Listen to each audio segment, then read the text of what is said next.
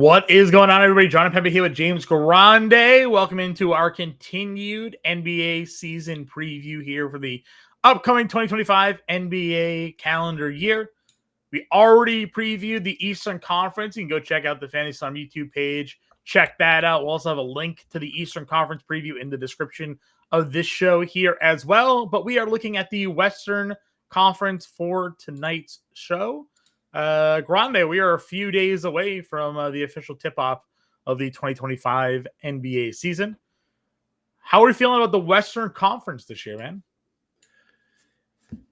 It's the powerhouse. I would say the two definitive best teams in the league are in the West. Sure. In OKC and Denver. Utah being a close third, but I would say the two best are definitely in the West. Yeah. And it's another one of those situations where, like, we saw it last year. Memphis was at one point the 2 seed in the second half and ended up in the play-in. Like they had a pretty good year. A play-in team won 48 games. Like that same record is the 5 seed in the Eastern Conference last year. So it just shows you the depth from east to west. How about the fact that playoff teams fired their coaches? Weeks before the playoffs. Teams, you said it correctly too. Teams fired their coaches weeks before the playoffs started. So we'll get into kind of it. Have you missed the Eastern Conference show? We'll go team by team preview. We'll give you the win totals. We'll kind of break down the starting lineup, bench reserves. We'll talk about it from a obviously seasonal fantasy perspective, betting perspective, just general analysis, and maybe we'll throw some DFS conversations in there as well. You'll get things started here with the Dallas Mavericks, who shocked the world last year. Midnight announcement trade of Luka Doncic to the Los Angeles Lakers. Grande and I were losing our minds trying to explain to our significant others what just occurred, texting each other. All of Twitter's like, was Shams hacked? What is going on? Nope, they traded Luka. And in turn, the NBA gave them the number 1 overall pick.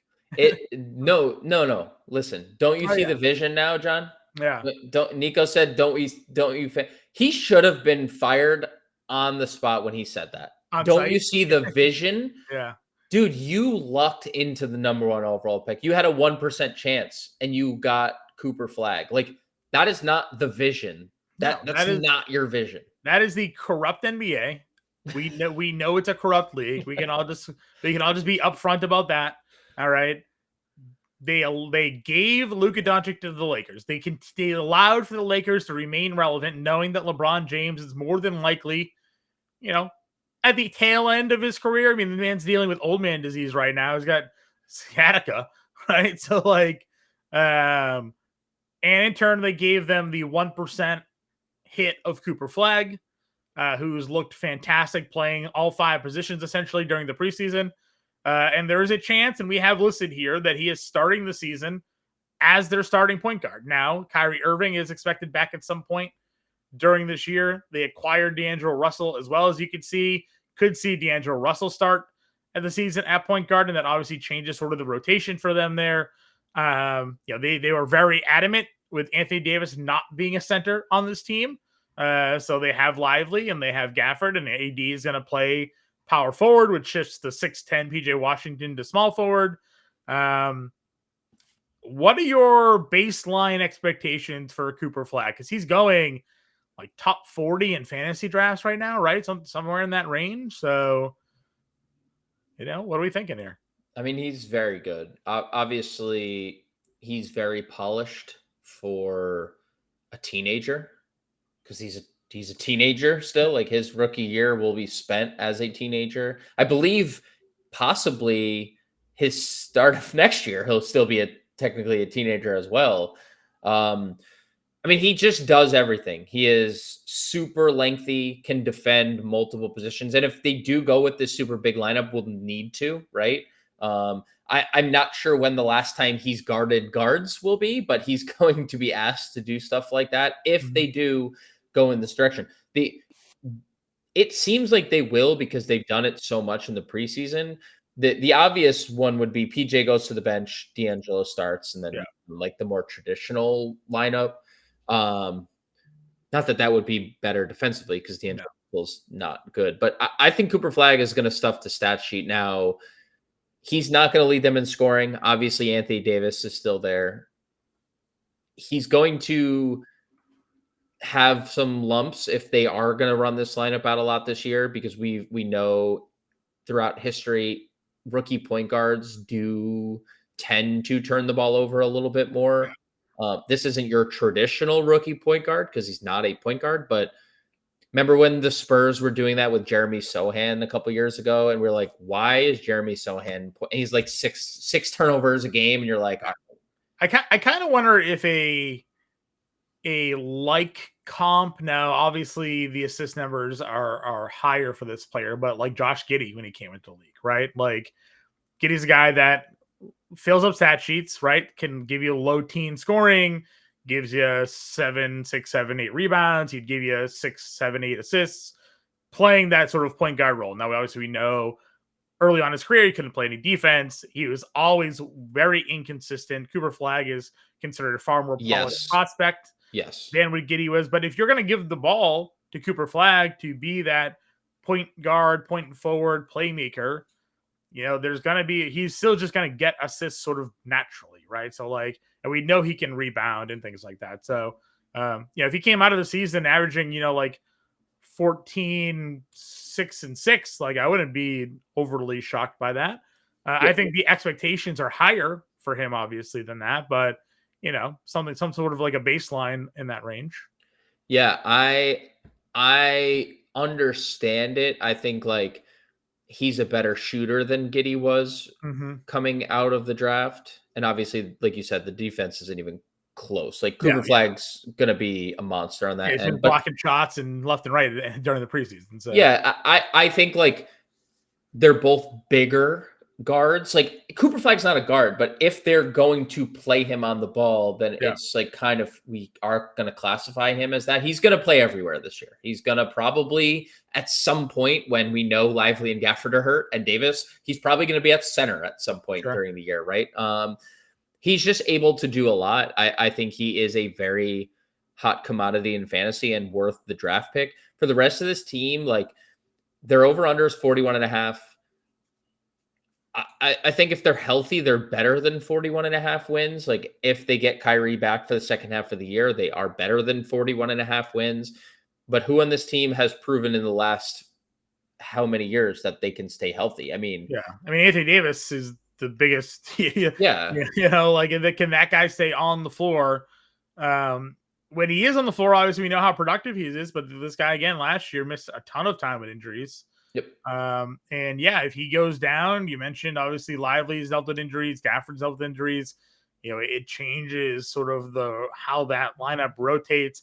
If AD does go down, it probably makes a little bit more sense to shift everybody up a little bit. Flag goes to like the 3, Clay stays at the 2. You moved into Russell in at point guard, and PJ Washington goes plays your power forward spot, and now everybody's sort of naturally positioned where they should be. The other thing, unlike the East, where we looked at the East and these sort of like 40-win teams, like, well, they're going to beat up at the 4 teams at the bottom with 20 wins. Like, that doesn't exist here in the West. There's one team that is, Utah, yeah, and one then like team that's really bad. The Pelicans probably are bad, but like Yeah. the Pelicans have to try, and we'll get to them. We'll get to why they have to try because Mhm. they may or may not have a pick next year that they probably should still have. Sure. So that's kind of Dallas again. I lean. You lean the. Did you say the over? I lean the over a little bit. I, I think there's still a lot to be said. I don't think this team is complete. Obviously, we know Kyrie's not there. The fits don't make sense entirely. Like I think PJ Washington's someone that we should watch in trades or one of the centers. Like why did they extended Gafford and Yeah. Lively? Like what are we doing? We have Anthony Davis at a power forward that's obviously not his best position. Anthony Davis should be playing center at this point of his career, but I guess when you trade Luca for that player, like that player is going to Mhm. dictate where he's going to play. So, yeah, I mean, Davis is obviously the top dog in terms of fantasy here. If you get the 75 games he played in 2023, then he's going to smash in fantasy because everything's going to run through him. They're going to struggle offensively. I'll tell you that. They're going to be good defensively, but they're going to struggle. Next team here that we're going to take a look at in the Western Conference, we got the Denver Nuggets. Obviously, love them. Obviously, they have Nikola Jokic, the best player in the league. They don't have the highest projected win total, though. They don't even have the second highest projected win total in the West. They have they're at what 53.5. 53.5 is what they're on FanDuel. Yeah. The Rockets are 54 and the Thunder are 62.5 for when I'm looking at. So the Thunder. But obviously, you look at this team. A couple of changes. No Michael Porter Jr. anymore. They basically just hot swapped Cam Johnson for Michael Porter Jr. They'll play the exact same role. They'll just stand and shoot threes. Christian Brown, people are expecting him to maybe take that step forward this season. They have Jonas Valanciunas as a backup big for them, which is, you look at the backup bigs. DeAndre Jordan was, Zeke Naji was playing backup big. Now they have a real backup center for them, and Jonas Valanciunas. Tim Hardaway Jr. off the bench can shoot threes for them. Bruce Brown's still there, so the starters. They're just a kind of a wagon that you're going to have to deal with throughout the West this season. I think that there's a lot here that's leading me to the over. And I think this is the one team I can see pushing the Thunder in terms of wins. Now, I think if the Thunder don't have any major injuries, 60 wins is pretty set in stone with how good that team is. I think Denver is a sneaky 60-win team. Cam Johnson, Michael Porter is mainly like a hot swap. Cam Johnson is just better defensively, but for what he has to stay healthy. And it's weird to say this, but Michael Porter's been the healthier of the two players the last few years. Like Michael Porter, long history of injury, has been largely healthy. I mean, he played 82 games 2 years ago, I believe. So Cam Johnson is an upgrade, I believe, but he needs to be healthy. And then the depth. I mean, the depth is way better than it's been. They did not, Bruce Brown actively said, while he wasn't on Denver, he watched every game. He was like, I should have never left this team, right? He is a great bench piece. There was some Val Jokic preseason lineups together, John, that I am very much looking forward to if we see that in back when they used to run the regular Jokic season. Nurkic big, the Jokic Nurkic when they thought Nurkic was the answer there. He definitely wasn't. And then Tim Hardaway is obviously, I mean, he just started an entire year on a 45-win Pistons team. So I think the depth is a big key. And honestly, how about Jamal Murray going into the year healthy? I think this is the first year in quite a while that we haven't had a Jamal Murray injury issue going into the year, right? Because it's been a long. I think the no talk about Jamal Murray has been a good thing because we know what we're getting from Jokic.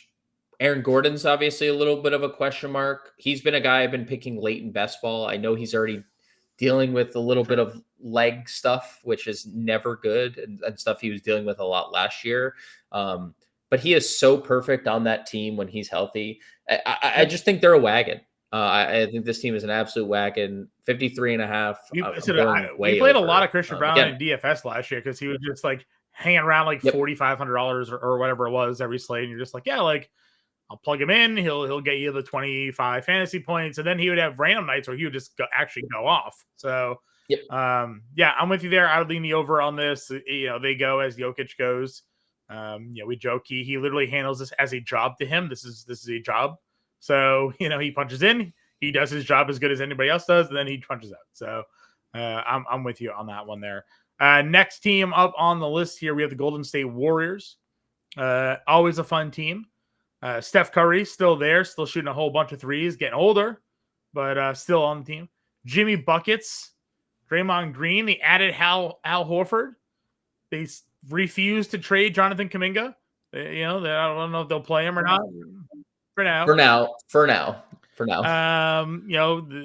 Brandon Pajemski is a guy that we're kind of high on again as a good piece for them that will have some nights, especially.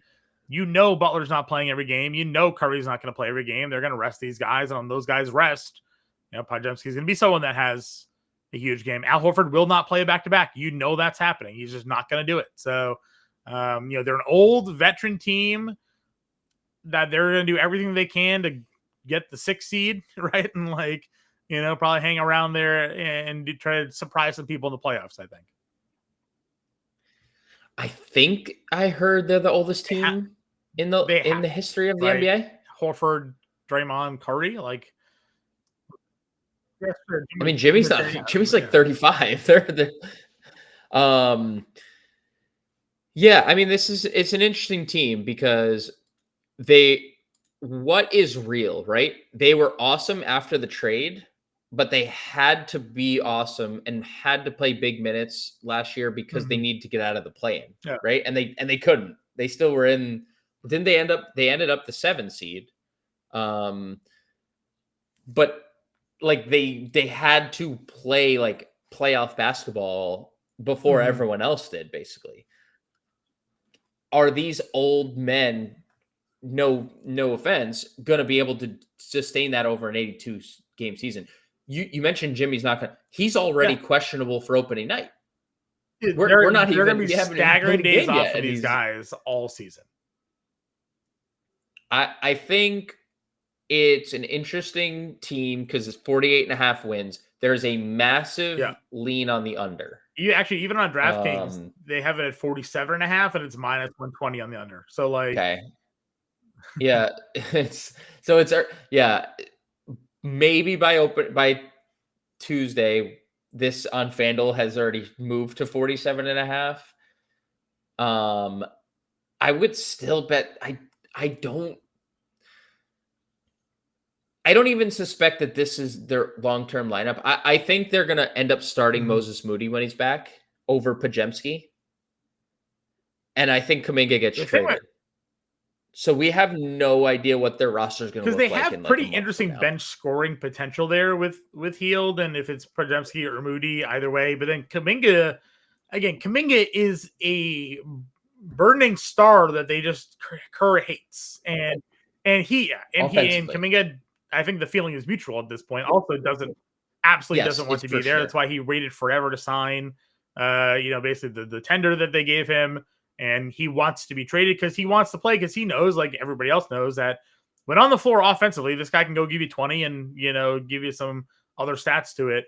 But the Warriors are also realize that, hey, we're like a year or two away from like a total roster overhaul, right? Like Curry's gone, Butler's gone, Draymond, these guys are all retiring, and they're going to go back to being bad, and you got to figure out a way to squeeze the remaining juice out of the orange that is there in Golden State right now. So, which honestly, Kuminga makes for a great trade piece to get another veteran guy to go help you win a title sort of deal. Yeah, it's all going to depend on the apron because I think they're teetering with that second apron. And I don't know what they paid Kuminga. So I'm sure it's not going to be too difficult to match the salaries with another team. Hield in there or something like that too, right? To get money off the books. Yeah, probably. Yeah, I think this team is fine. It's not even for certain Al Horford's the starter. He's the presumed starter because we saw during that stretch last year, they went Draymond a lot at the 5, right? He was playing 5. Chase Jackson Davis was out of the rotation and they were playing Quentin Post. I don't even have Quentin Post here, but they were playing Quentin Post over TJD. We'll see how the rotation. We do know that Al Horford can play. Well, at least last year he proved he could play those minutes. I mean, when Porzingis was out, Al Horford was giving you 30, 35 minutes, and we weren't sure that he could do that still. And he did it very well. So, yep, he did. And he especially, Boston obviously did a good job limiting his minutes earlier in the year. We'll see if Golden State has that luxury. If you remember last year, at the beginning of the year, Steve Kerr played 12 deep, for a couple weeks, and they were winning. And then they weren't. And he's like, oh, I can't do this anymore. So we'll see how the rotation shakes out. I don't love this team for fantasy this year just because there's so many question marks. I do like taking some late round darts on Draymond Green because I still think there's value there, especially with this team. He was really good with this iteration. And obviously you go Steph Steph. isn't deep though. Steph's still going like top 3 rounds. Like, Steph is still going early. Jimmy is just someone I've stayed away from because we know. I mean, he hasn't. I don't know when the last time he's played 65 games in a year, or well, he has at least like how many a bi-weekly scheduled off, so you can go brew some coffee. Like he's Yeah, true. Well, that's true. I if I'm not mistaken, he hasn't played 65 games since he was a Chicago Bull. I mean, not if you remember, and that was like 4 teams ago. He's played for the Sixers, the Timberwolves, the Warriors, and the Heat. And I'm pretty sure he hasn't played 65 games since he was a Bull. A lot of games. He played 16-64 in 23-24. He played 65 in 2018-2019. He played 65, which is when he was on Philadelphia and Minnesota. Okay, but that was 2018-2019. But yes, 7 years ago. 6 years. Last year he played 30. The year before that he played 25. So yeah, trending in the right direction. Hey, 35 on the table this year. Warriors old team. Interesting to see how they kind of develop, and they're probably a better real life basketball team than from a fantasy perspective there. Yep. Next team that we're taking a look here, the Houston Rockets just gave Kevin Durant an extension. So KD there. Reed Shepherd we had slotted in because Fred VanVleet got injured, out for the year. Amin Thompson could very well just be the starting point guard for this team. And the double big is firmly on the table. We saw that in preseason as well. And I don't even have Steven Adams here because we just but Steven Adams would be the starting big along Alperen Şengün. We've seen that before, I will say this. Their bench, all right. I mean, I think it depends. I think it depends because Dorian Finney-Smith is really good at what he does. Tari Eason's really good at what he does. Eason's the only reliable scorer. Yeah, but you're gonna. This is another situation where there's so many tall people. They're gonna stagger. They're gonna stagger some of these players. So like, we're going to see Şengün or Durant playing with the second unit. Yeah, for sure. Right? You can't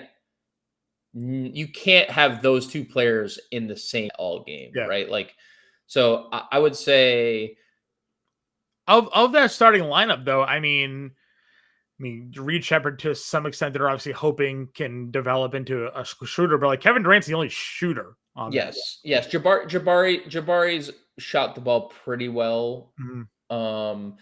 Shepherd is an interesting bench candidate though, because if they go with the double big, like Shepherd's a good scorer. That's what he could be their answer off the bench. Obviously we're looking at last year Thompson at times was off the bench, Easton was off the bench, Cam Whitmore was off the bench for them. Like they had guys that could come in and get buckets. And you look at Aaron Holiday, who just not Doc Ime has an affinity for. Josh Okogie is, I don't know how Okogie is still in the league. DFS is a 3-and-D guy.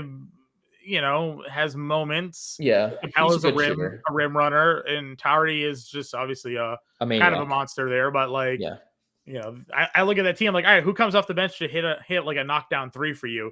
They're gonna hope it's DFS, but like not. They don't feel good about it. Like, I'm not so worried about it because I think that they have their starting lineup pieces mesh well with their second unit. So it's not something that I'm. Look, the VanVleet injury definitely hurts, like that undoubtedly. Like people had them in the Thunder tier before the VanVleet injury. I mean, you get Kevin Durant, that's a pretty big deal. Like it's still 53.5 wins for them. So FanDuel's 52.5. So they actually have Denver ahead of them. Okay. And they have a lean on the under too, which is interesting. It's fair. So it's actually plus 105, 53.5, minus 125, under 53.5. So I would say this team that didn't have Kevin Durant last year and this team that couldn't really score last year still won 52 games. I kind of like I think these top Western Conference teams are going to beat the crap out of the bottom and like the East. Like I just think they're Yeah. I'll go over on the 52.5. I would not. The 53.5 is a little tougher to get to, but I think Houston's going to be really good. Got the Clippers. This is one of okay. You and I have been complete different takes on the Clippers for the last multiple years. You have been right every year, and I have been wrong every year. And I am getting sucked right back in. I can't help it. I can't help it. And here's my reasoning why I'm bullish on the Clippers, okay? I look at it as if like, okay, the Clippers are going into a year, or a team is going into the year healthy. Sure. Now, is Kawhi going to be suspended? I don't know. Nah, I don't think anything's going to happen. Probably correct. Is Kawhi going to get hurt? I mean, it's most likely. But he has been awesome during the preseason, right? He was awesome last year. He ended the season playing 40 plus minutes in the playoffs, and he's been awesome in the preseason. And like, all I can do it based on my it's like we saw Joel Embiid play in the preseason this year, right? He played. Yeah. What I can say is he's going into the year healthy. And do I expect him to play 80 games? No. Do I expect him to play 70 games? No. But I have no reason to think right now that Kawhi wouldn't play 65 games. And if Kawhi Leonard plays 65 games, he is on a tier with a lot of other superstars. Plus, if you get last year's version of James Harden in the regular season, and plus if you get Ivica Zubac and what he did, that's an elite trio of players over the course of a regular season. Like, I know I've already bet a couple teams over a lot of wins, and I'm obviously the Thunder are going to win a bunch of games. It's hard to have everyone win like a lot of games. Eventually, they're going to lose games. So, but if they're healthy, dude, they're a good deep team. Like you were just talking about the Rockets' depth. Look at the depth on the freaking Clippers. So from a name value standpoint, I agree with you 100%, right? If you just built a team, was like James Harden, Bradley Beal, Kawhi Leonard, Zubac off the bench. You have, Collins, Lopez, Bogdan, Dunn, Paul. It's a good team, dude. It is. We also have a lot of times Bradley Beal kind of stands out. Right. He didn't fit in Phoenix. He didn't fit the mesh there. Now he's going to come here and not have the ball in his hands. James Harden's going to have the ball in his hands. He's not going to be the number one option. He might not be the number two option. He's going to have to try to fit a role as a three. And, does he want to play that way? He also has injury problems, right? Do they play Zubac all these minutes now that they have Brook Lopez? Like, they could just split them, right? And next thing you know, you're not getting the full effect of the monster that was Ivica Zubac last year. They're not going to split. They're not going to split. What does Brook Lopez play then? Is he 15, 20 minutes? He is a Disneyland fanatic. Okay. He's going to spend as much time at Disneyland as he is on the basketball court. All right. Because he's still obviously a rim protector and he can bring offense on the floor. John Collins, another guy that's going to get on the floor and be a usage player, Yep. I agree with you that from a depth standpoint, the guys that they can bring on the floor that can make an impact, probably better than most teams are capable of doing. Because as I just pointed out, I look at the Rockets and I'm like, I don't know. Like, John Collins can get on the floor and give you 8 straight points. Like he's capable of doing that. Bogdan can get hot. I don't know what Chris Paul has left in the tank. Chris Dunn is a defender. But the starting lineup is fine. I think the good thing the Clippers have going for them is they have a lot of answers if a lot of these guys miss. Like if Kawhi misses time, you easily can slide John Collins into the starting lineup, and you are absolutely going to be okay in a regular season setting. Sure. Right? Like that lineup can win games. If like it's X Kawhi, in comes John Collins, like that lineup is still really good. Chris Paul can't shoot anymore, but he can still facilitate an offense. Yeah, he had double-digit assists in a off the bench in a preseason game the other day. He'll be fine doing that, right? Like you're exactly right. So, can I change my Rockets? I'm gonna change my Rockets over to under, and I'm gonna take the because over. I'm very bull, and I just realized I can't because the Thunder are gonna win so many games. Yeah. And the numbers Nuggets are gonna at 62.5, but like they could win 70. They could win 70. Right. It would not be out of the realm of possibility if they win 70. I'm gonna go over Clippers. I think they're gonna be a really good regular season team, barring health. Sure. I'm still on the fence with them. And I like a lot of the pieces for fantasy. I will say, like, to your Zubac's point for fantasy, and like Zubac's Lopez, that obviously could hurt. John Collins is also another candidate to play 5. Like, we've seen plenty of John Collins center minutes as well. So there is a more depth at that position.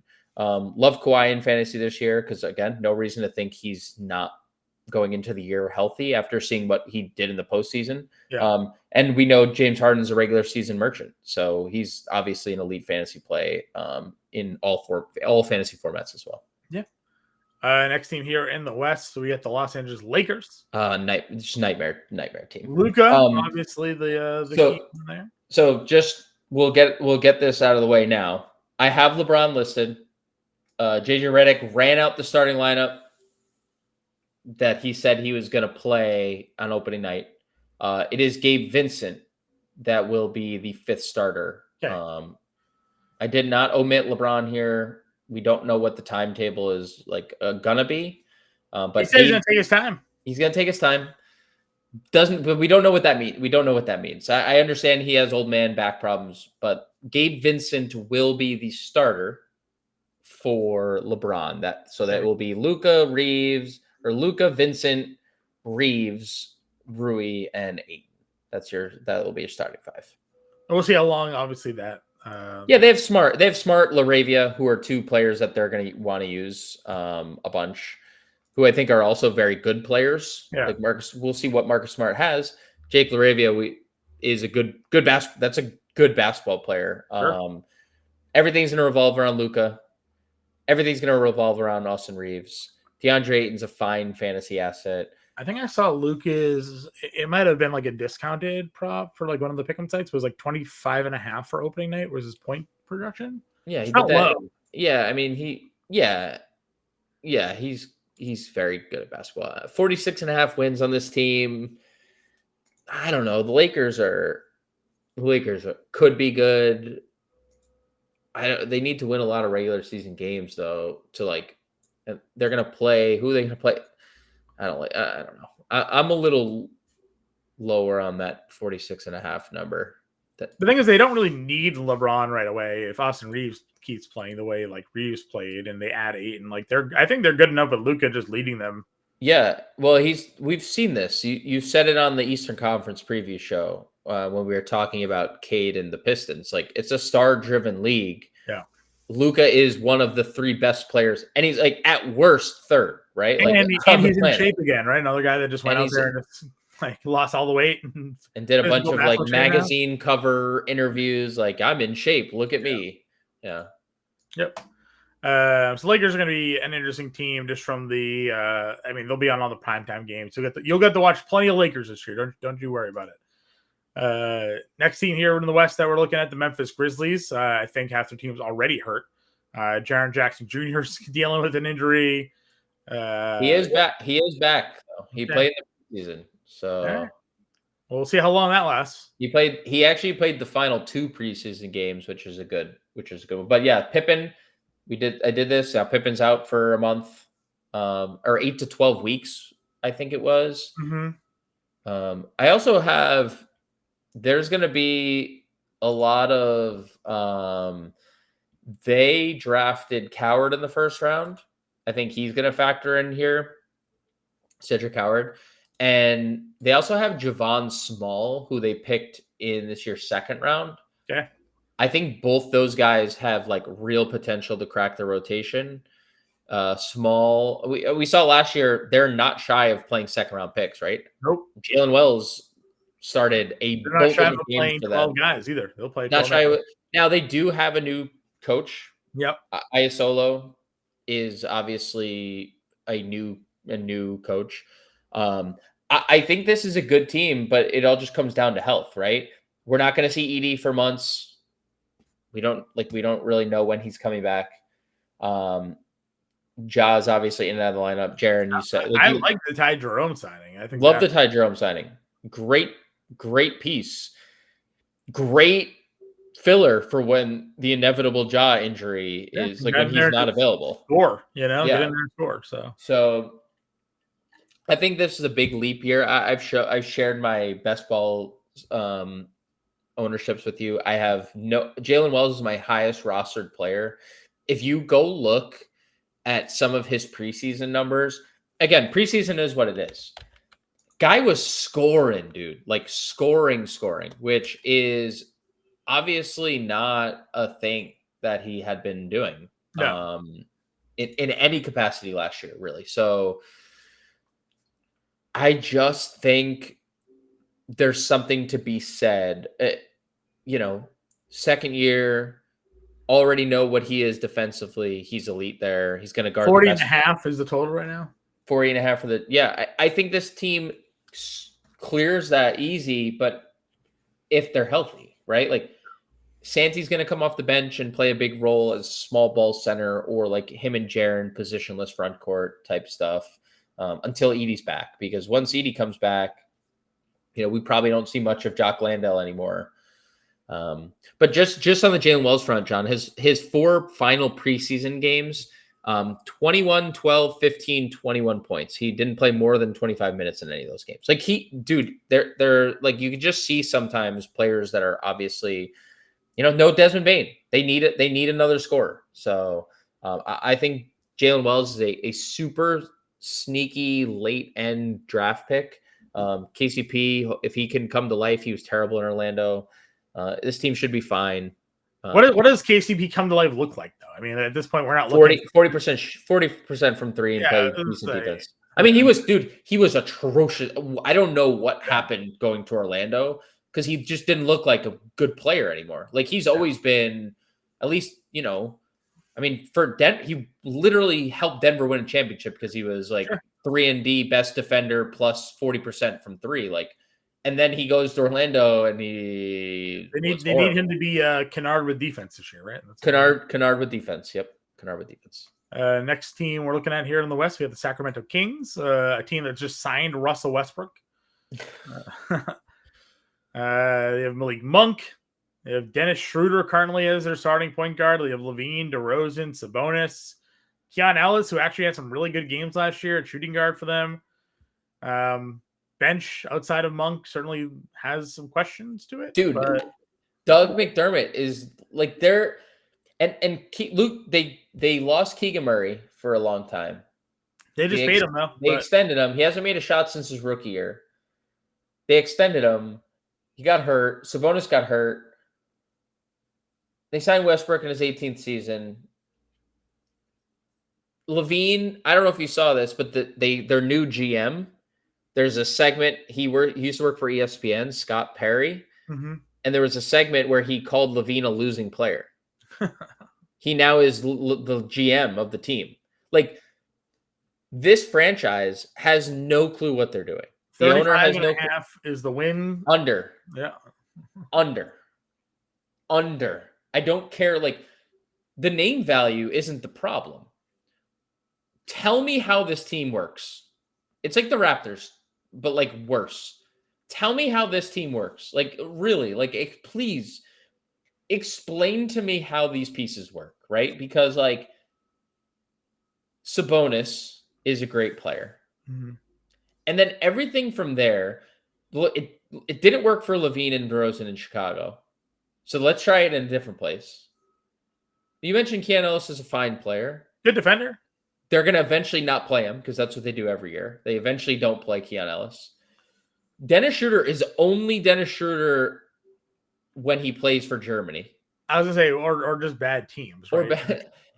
And but now it might be, but he's not going to be able to be ball dominant here. So yeah, and so like you're like neutralizing Dennis Schroeder, and Mhm. now you have Westbrook, who like it's good to have Westbrook around. I'm sure, like No, that's gonna get toxic. He's gonna want to play, and he said it wasn't the report. The reason he didn't sign the Denver tender was like they told him like you're just gonna be a bench guy for us. Like, yeah, I mean, at which is wild because he's going to do exactly that in Sacramento. I just don't. how Neat many of these Clifford, players are still on the team come the deadline? who wants them? Well, I Like, mean, not that Zach Levine's bad, but he's on a bad contract and he has never won anywhere he's gone. you're the Golden State Warriors. Kings are tanking. You trade Kuminga, get DeRozan. Something like that. Get the veteran push for DDR. How does a Draymond? How does the Butler. spacing work? How does the spacing if Curry's off the floor and it's Jimmy, Draymond, Butler, DeRozan Yeah. lineup? How does that one? Well, Pajemski, who can't? How does that lineup work? Pod might have to go in the deal as well. Maybe swing it for Levine.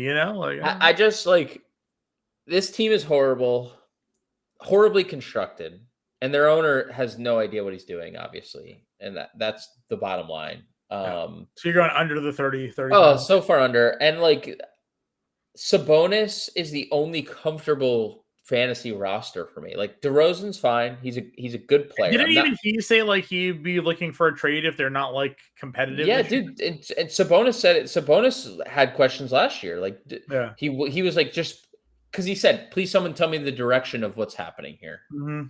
And I can't imagine he's looking at like Nick Clifford is a good young prospect.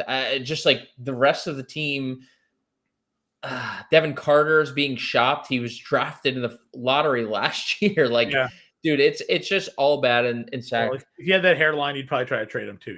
Just Well, that's uncalled for. LeBron's had a look at his hairline. He's been the greatest player in the NBA for the last like that's 20 fair. years. All right, next team we're looking at here, Minnesota Timberwolves. Again, kind of an exciting team. Good team.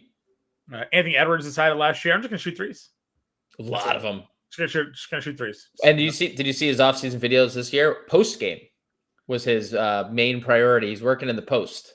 If Anthony, we've talked about this before, and even Anthony Edwards kind of said it when he came into the league. He is like, well, like I really want to play football, but I'm just like really good at basketball. So like, I'm right.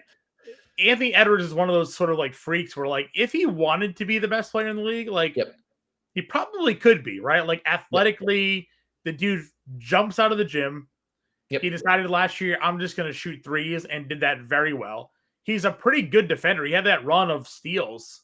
Was it like 8 games in a row with like 2 or more steals last year or something like that? Yeah, I mean he's when he's trying defensively, he's locked in. Yeah, the problem he had it was a Netflix series, right, where we watched them lose to the Mavericks. I think it was in the playoffs a couple of years back when it was Dallas and Celtics won the finals, right? And he kind of got a little criticism for how he kind of handled that, and it showed a bit immaturity to it. And you could see though that like the talent is definitely there. Now they're just trying to figure out the right pieces. They traded Cat last year. They brought in Randall. I did not think Randall was a good fit for this team. It was a perfect fit. He had, to his own credit, one of his best seasons that he's had. He was great. He was really good last year. You know why? Did you hear what the key was? Stop smoking weed. Was that what it was? He was focused? Said he stopped smoking weed. All right. Dude, it's funny how little things like that change for a player and things miraculously get better, right? So Randall, great. Jaden McDaniels, we know, can be a monster. That guy he had like huge like scoring stretches at times last year. Yeah. And we know how good he is. I mean, he is tier 1 defender. Yep. They had 6th man of the year and Naz Reid 2 years ago, still on their team. Terrence Shannon, Rob Dillingham, I think are like super intriguing young players, and they got DDV still off the bench who can shoot the lights out from 3 as well. So like, good team.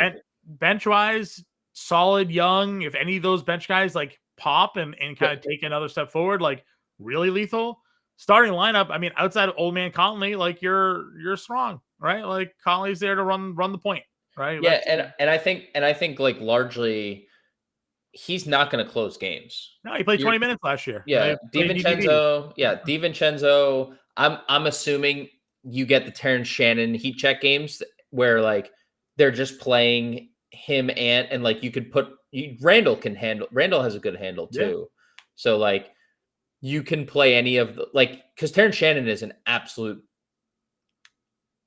flamethrower. I'm already kind of calling it that like he's going to be sort of like our Cam Whitmore this year in DFS. Yes, Where just yes, like, I love Terrence and you Shannon. can always play tennis Yeah, I Shannon because love. there's a chance he comes in and knocks down 8 threes. You know, Dude, like, literally, like he comes in 3 threes in like under a minute. You're like, oh, he just came in the game. How did that happen? I'm calling it now on Yeah. DraftKings. Every night you're just going to hear us do the throwaway Yep, $3,500. $3,500. Like, Yep.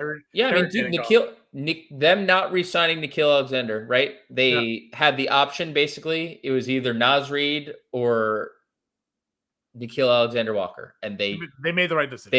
they went Naz Reid because they have this 3-man rotation, right? No matter what, whether it's been Cat or whether it's been Randall, it's been Gobert, it's been not, and they've been the one team that's owned Denver, right? So I think they just need to get over the OKC hump, and they have I mean, they've been in the conference finals 2 straight years now, so I really like the Timberwolves.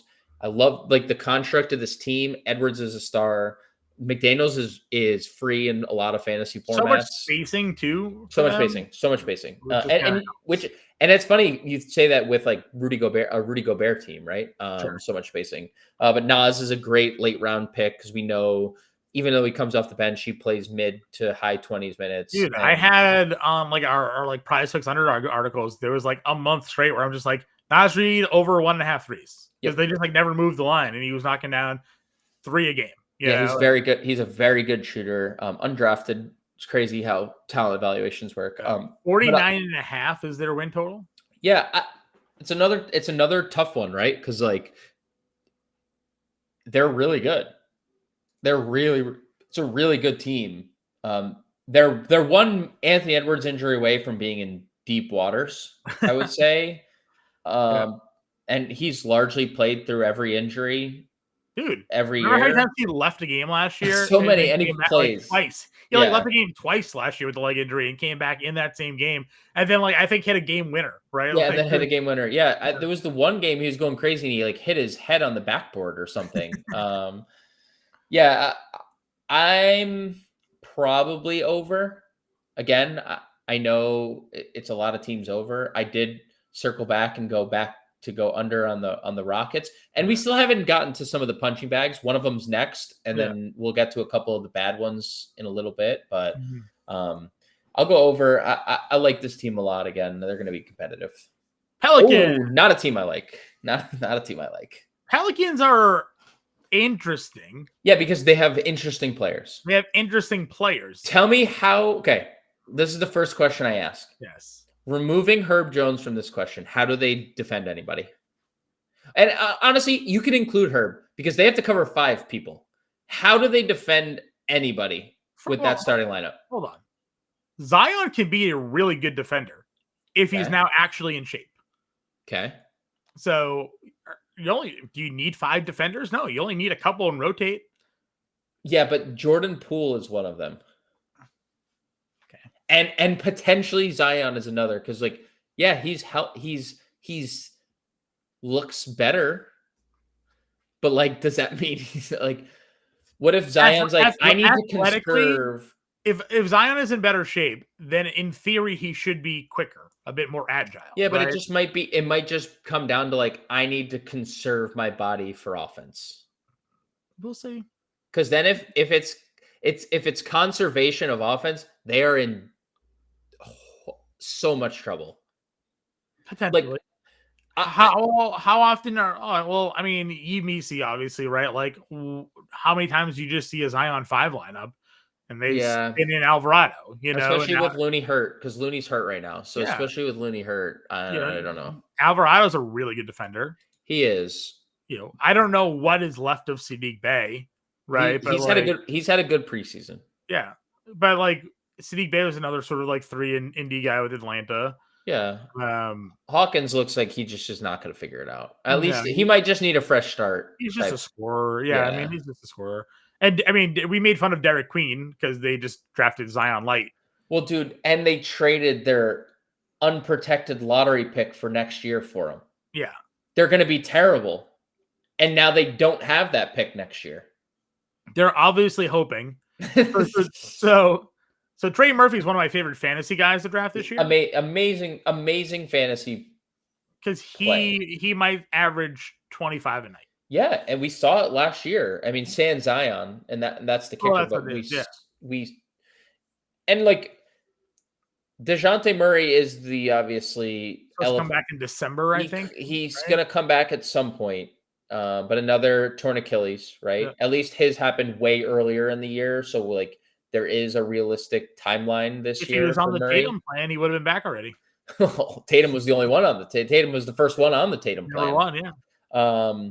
I just like I don't hate the names, and I'm sure at times they're going to be a fun league pass team to watch, right? Because Trey Murphy is awesome when he's clicking, and Zion's a lot of overs in Pelican games, right? Yeah, there's going to be a lot of Jordan Poole is like not a bad player. He just doesn't care, right? Like there's just times where he visibly does things that makes your mouth drop to the floor. You're like, why did an NBA player just do that thing?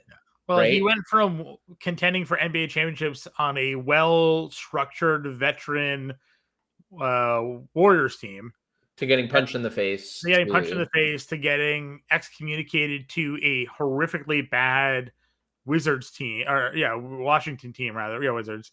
And now he's on New Orleans, so where there's still even less structure there. So like, he kind of probably has some free reign to shoot, and he'll have those nights where he goes 0 for 10. He'll have nights where he goes 8 for 10, and they are gonna have days probably where. Would it stun you if like early Pelican lines are like 238, 240 total? No, right? Like no. So like they're gonna be fun from a DFS and fantasy perspective. They're gonna put up points. Under 31.5 wins. Okay. I don't think they get to. Somebody has to lose in the West, right? Here's the only scenario I see them going over. They can't. What are they tanking for? Right? Because they don't have a pick next year. Yeah. It's like you know how like the Trailblazers and the Bulls basically won at the end of the year, and people were like, "What are you people doing?" Like Cooper Flagg is in this next draft. Ace Bailey, Dylan Harper. What are you guys doing?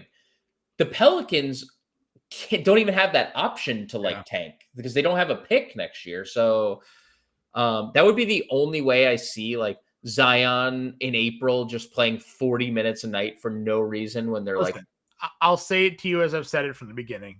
It's a star-driven league. Yeah. At one point, Zion was considered to be one of those players, and he basically ate himself out of that role. He's healthy. You know what? He's healthy. That's what I'll say. He's healthy right now. A couple of years ago were kicking yourself because you didn't have an MVP bet on Zion Williamson the way he was playing. He was amazing. He was playing. And then he got hurt, and the season went down. If Zion stays fully healthy, big if, he can go out there and be a force night in, night out. Yep. Murphy is a very good player. Yep. Herb Jones can be Jaden McDaniels. He's first team defense. Yeah. First team all defense. They're not gonna win many games because the West is too good. Too good. But I don't think, unless injuries happen, I don't think they're a punching bag. Like there are punching bags in this league.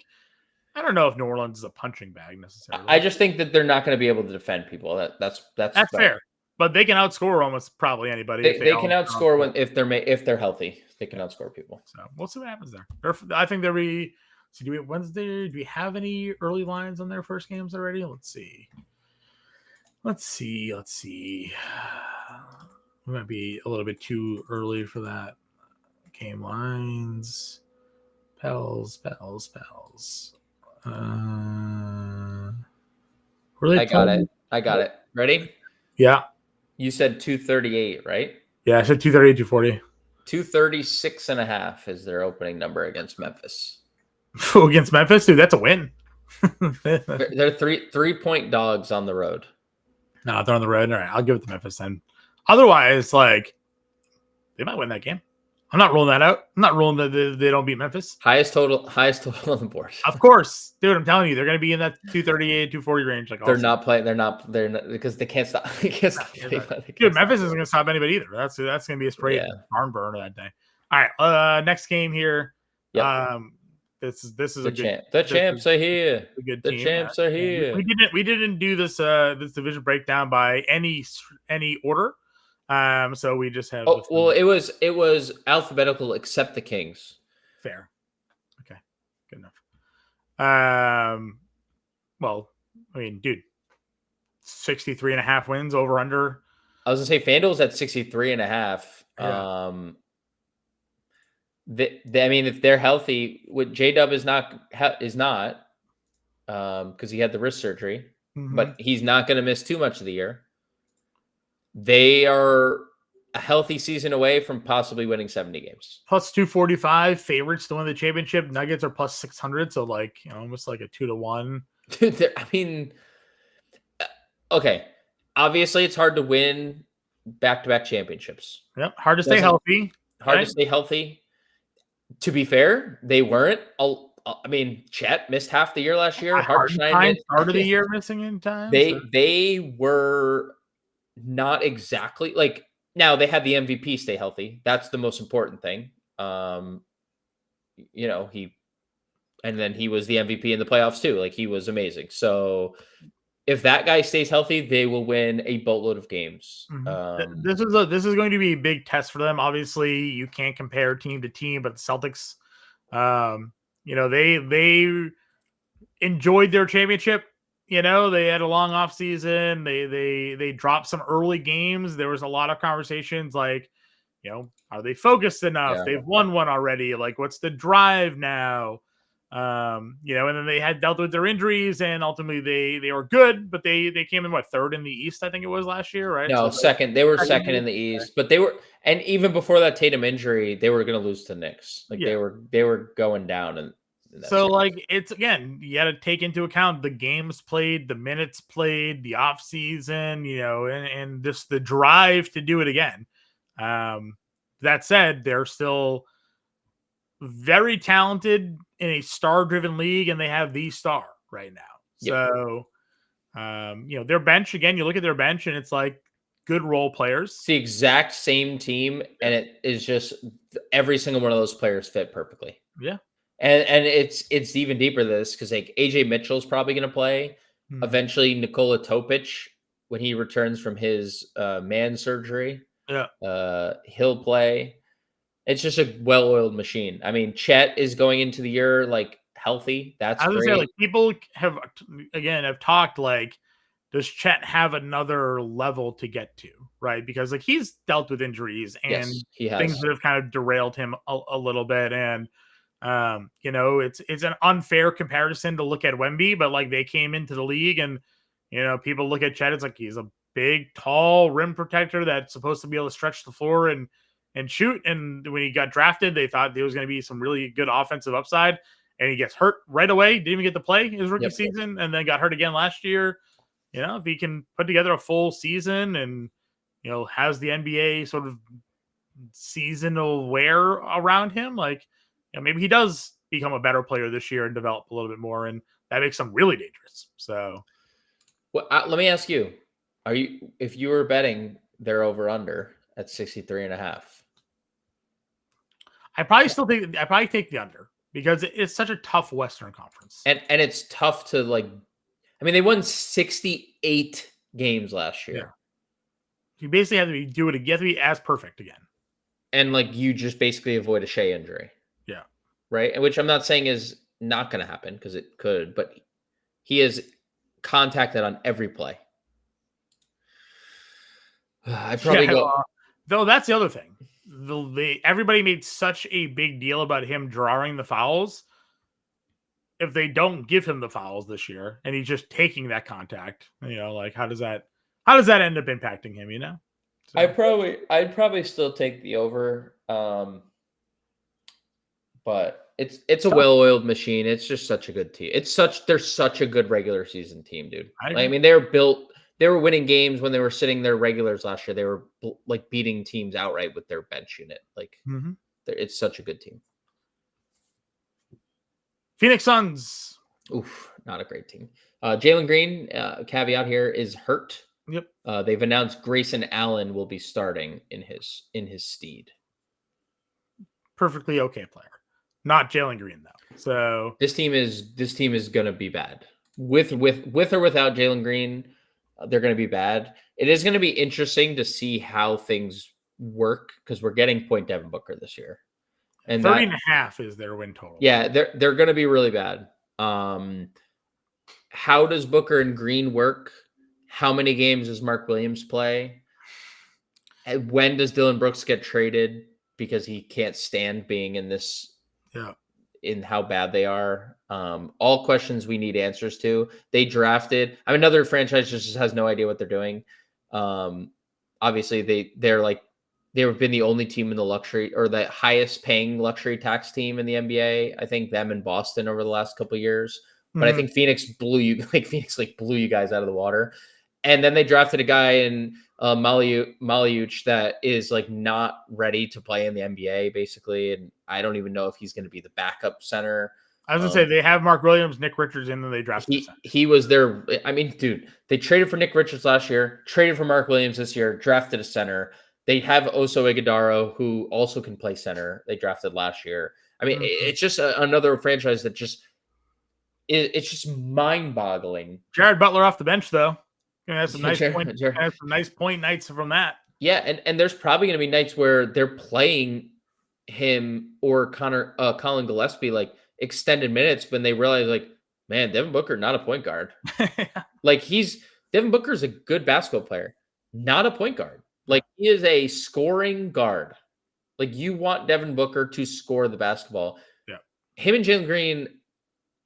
Like I think Jalen Green is actually going to have such a good year in this system because like there's no expectations. It's him and Devin Booker doing base the floor, so they're just dude. He's gonna have so much free reign. I love Jalen Green in fantasy this year. So many empty stats ahead for Jalen Green. It's great. Yeah, the rest of the team kind of sucks though. Yeah, no. The team is bad. It's a bad team. They are going to be.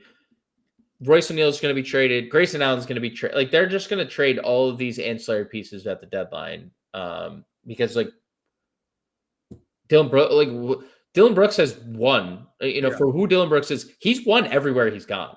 Like he won in Memphis. They got really good really fast. Yeah. He won in Houston. They got really good really fast. I don't think that's a coincidence that Dylan Brooks was a part of both those teams, right? Like the culture builder, the tough guy, like so. I under 30.5 pretty comfortably for me, but they will have some fun nights with Booker and Jalen Green at the helm. Portland Trailblazers. What are they doing? I was all about the Scoot Henderson, and then he injured his hamstring and is now going to miss a lot of time. Yep. We love Denny. Denny was great last year. Great. Tamani Kamara was actually a very serviceable player. Shaden Sharp, great. Donovan Clingan, in his 20 to 25 minutes a night, really good. Old man Drew Holiday is just, getting some exercise on this team. Like he's probably not long for that roster. What's your take here on Portland? I would push back a little bit on the Shaden Sharp. Great. He's a good scorer for them last year. He is, but it got so bad where like a lot of these players weren't even there or hurt last year, and he was coming off the bench because they didn't like the defense he was playing. Sure. Like Chauncey literally was like, "I don't like your defense." So like, you're athletically gifted and you're better than like most, but get your to the bench. When everybody was out though, he with no Simons, no Henderson, like he was the guy for them. Yeah, and that's obviously going to be the case here, right? Yeah. You look at that. You look at that starting lineup. It should be Sharp and Denny scoring the basketball for them. Yeah, I mean it needs to be. It's a it's an interesting team because like there was a lot of buzz at the end of last year. They could even make the play-in tournament, at a point, and I don't think they got much better at all. I mean, losing Simons obviously hurts. You bring an adult in the room and Drew. Um, it's not like a lot to like in fantasy either. Like Denny's a stud. Shaden's good because especially with injuries. Kamara's fine. Holiday is like a hard pass for me in fantasy. Yang Hansen's going to be someone we play a lot of in DFS. Yang Hansen is going to be an incredibly interesting. It's a very interesting pick because they obviously traded up, or had a second round evaluation. Yeah.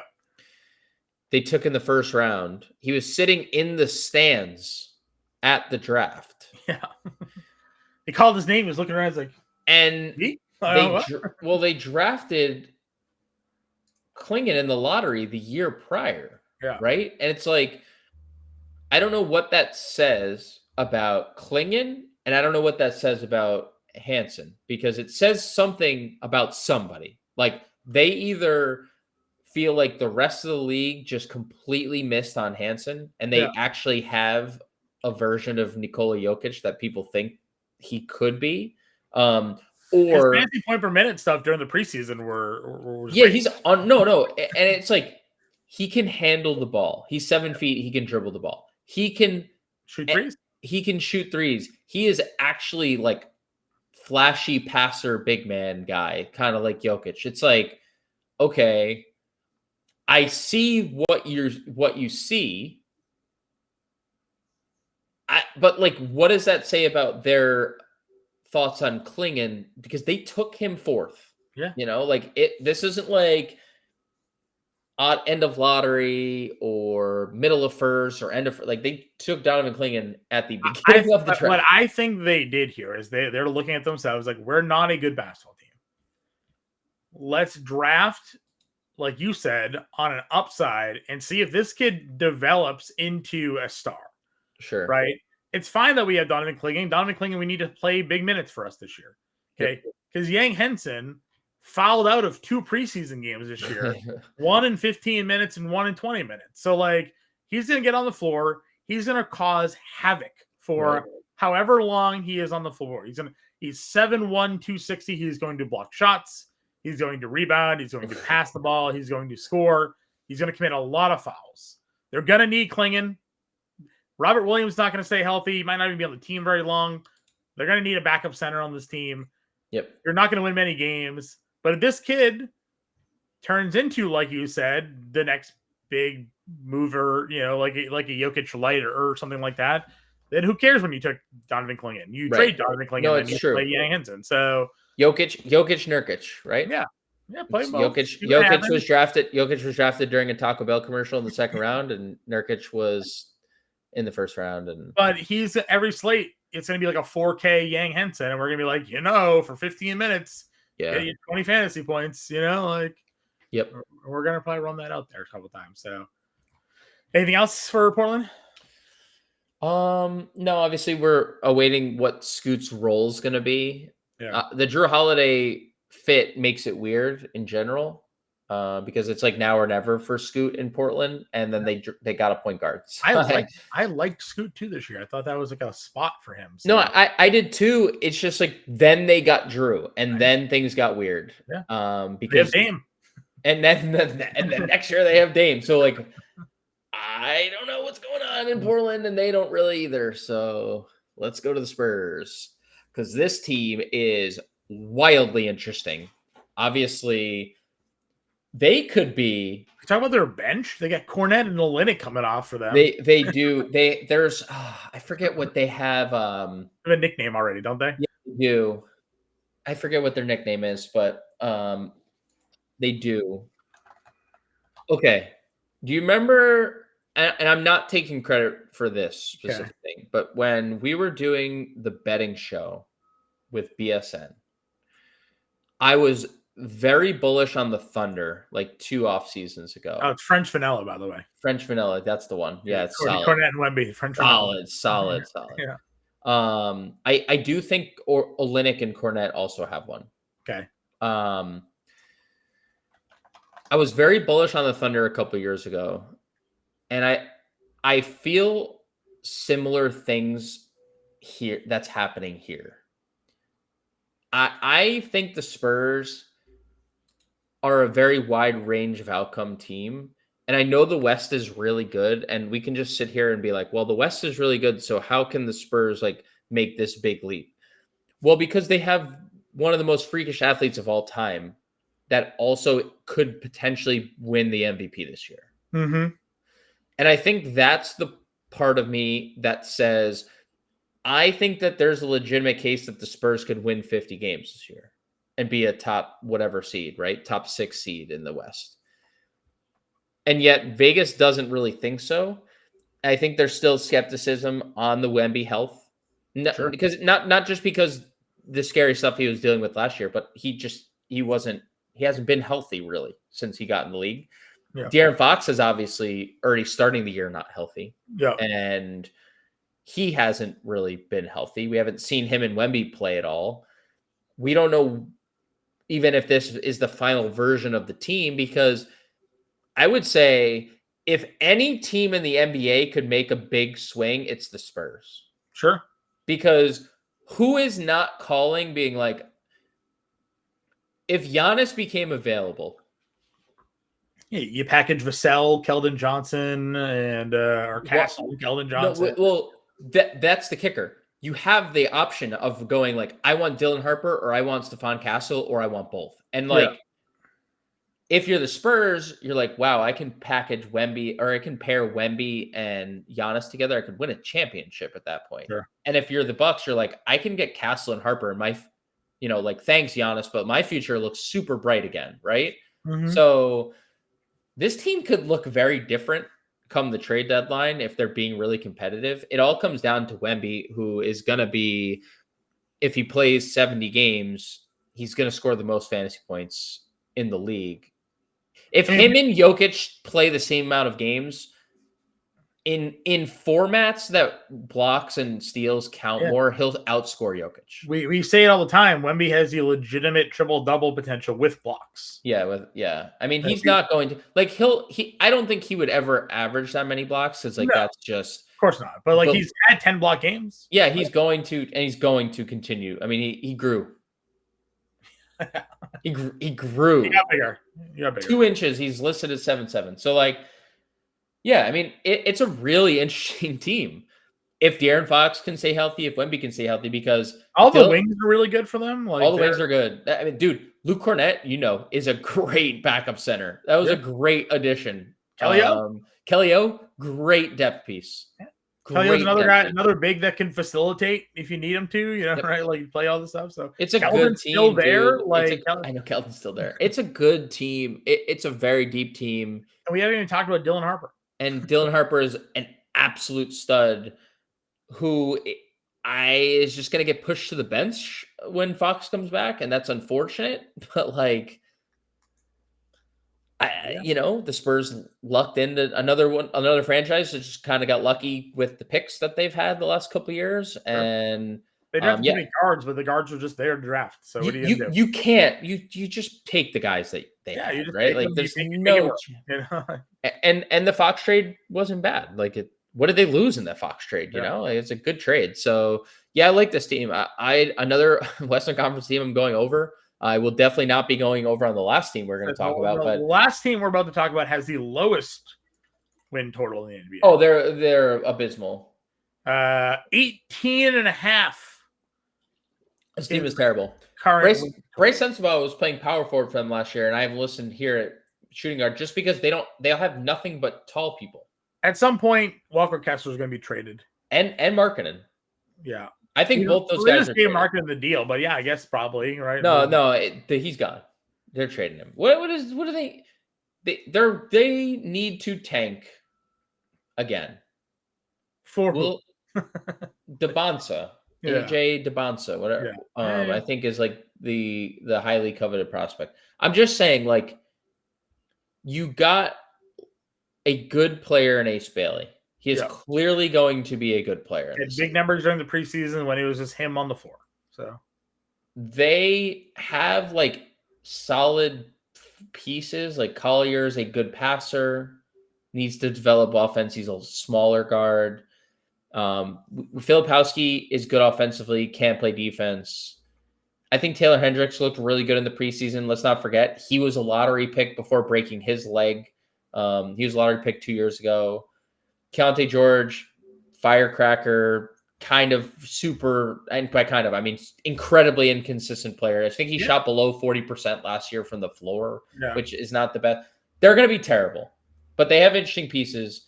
But some of these interesting pieces aren't going to even be there. Like, fantasy purposes, like, it's like basically Ace Bailey for me, and Isaiah Collier would be another guy, only because Collier is going so late in drafts. All the assists that he got last year. Yeah, and he's good.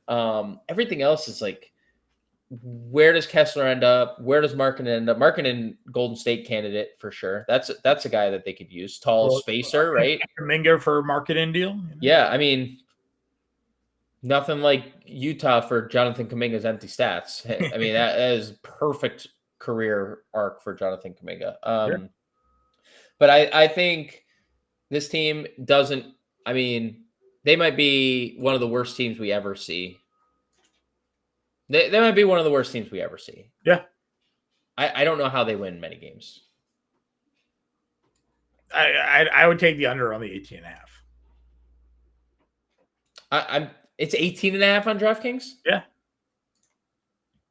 It's 19.5 on FanDuel. It's 18.5. It is minus 115 on the over.